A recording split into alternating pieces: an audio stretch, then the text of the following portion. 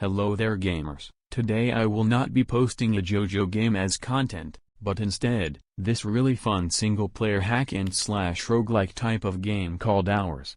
This game has a lot of JoJo references involved and to other games as well. In this video I will be showing you how to survive in this game because it is actually quite hard.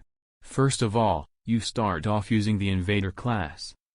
In this game, there are various abilities regarding the ability to control time. They are obtained by beating stages with other characters which this game calls hosts. Hosts have different abilities but that's not very important at the moment, so let's get into the actual gameplay. Invader's abilities allow it to do different things. The first ability is a spin attack, dealing moderate damage in total but good if you're on low health and want to make a quick stab at the enemy with suffering little to no casualties. Same goes for the second ability, but it is a straight line instead of a spin. The final ability increases your power and allows you to gain health from attacks. Right here are your abilities, as shown on the board. After exiting the first stage, also known as the tutorial stage, you will be presented with different abilities. You choose one of these abilities by clicking on the box above the ability's description and then you will have this ability whether it be passive or active. Active abilities have a maximum of 3 but are very useful regardless. As you can see here, several different enemies will fight you, only 2 can be active on the field at once, making it less overwhelming. 7th Blossom is very weak and can barely stun. It has low health and is not hard to defeat, making it almost harmless. Wingless Angel charges at you and deals moderate damage. They have similar health as 7th Blossom but heal themselves upon reaching half health. Hot Rash is really easy to defeat, yet it does parry, meaning that it will stun you and not take damage from your attack if it parries it. It deals roughly as similar damage as Wingless Angel.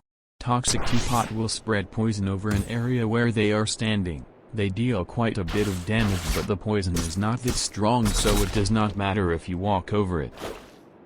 Hurricane Gale is not easy to defeat. Despite its moderate health and low damage, it will knock you far back if it lands a hit on you, making it very annoying to defeat. The first boss is kind of hard for new players. He will start by attempting to charge at you in a similar way to your second ability. You can stun and stop his attack by using your second ability. It is recommended that when you go to attack him, you activate your third ability in order to lessen the damage taken from the boss. After defeating his first phase, he will attempt to travel to the middle and jump up. Upon jumping down, you will be affected with less defense and the boss can now lifesteal. After defeating the second phase, he will summon a black tornado in all places of the arena except the corners after retreating to the middle of the arena, and it will lifesteal if it hits anyone.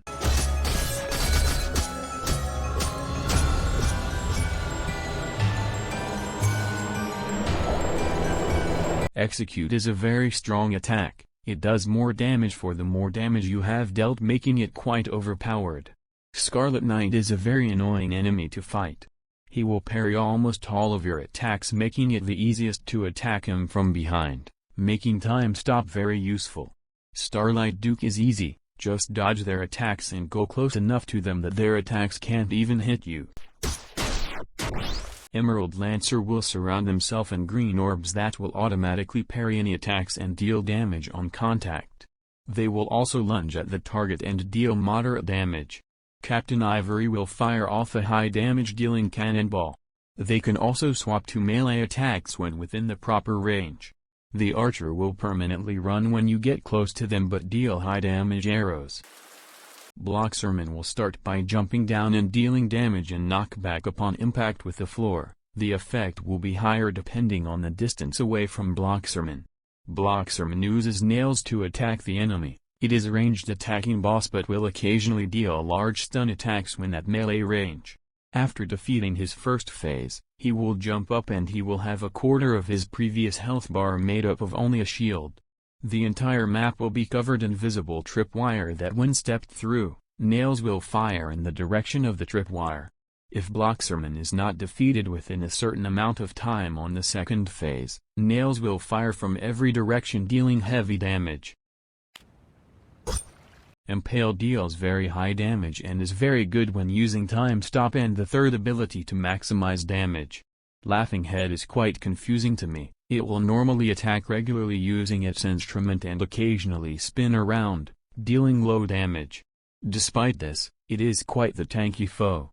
Fiend Rider does low damage with a paintball gun but will occasionally hit you with a car and stun you.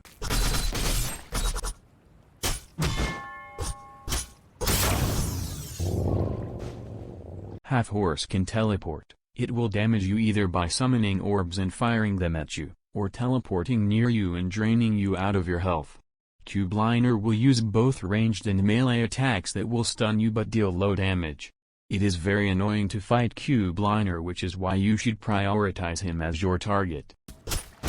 Fallen Dread will fly up into the air and come down when close to you. If you move out of their range when they get down, they will go back into the sky and attempt to get you in their range again. Their only attack is to spin using their scythe, dealing decently high damage. Ronin Alpha is quite a hard boss. He will parry most of your attacks and deal moderate damage but with short range. He does not come alone as there is also a giant. The giant will occasionally either stun you by slamming their fist down. It will deal incredibly high damage if you're in the fist's range. The giant can also summon others of the same size of Ronin that deal small damage. The easiest way to defeat Ronin with Invader is to run until you have all of your abilities ready. Use the dash ability and then empower before stopping time, then just repeatedly hit Ronin until time stop runs out. It should deal a lot of damage. You've made it, the final stage in Hours. There may not be much in this game but it is fun to challenge yourself in the other game modes. The final stage is actually very hard. You will constantly be fired at with different stages of projectiles. Then, the boss will copy you, all of your abilities, buffs and etc., yet you still have the upper hand with your time abilities. Take advantage of this. I may have died during this, but at the time of editing I can confirm that I defeated the final stage in the next few attempts. In the second phase, the boss will be incredibly fast. You must use your time stop ability for this stage because it is almost way too hard without it to even hit the boss. To avoid the onslaught of attacks, I will make a tutorial on how to dodge most of their attacks. I had made it this far into the boss fight. There were many close calls, but the first phase, when he copies you, it is the greatest time to take advantage of the third ability as it can heal you. I had made the idiotic mistake by getting very close to the boss in their second phase at the start. At the start, they will deal a lot of damage and that small range is their first attack. Thanks for watching. If you made it this far then you might want to consider subscribing to my channel. It motivates me to create more content for you, the viewer.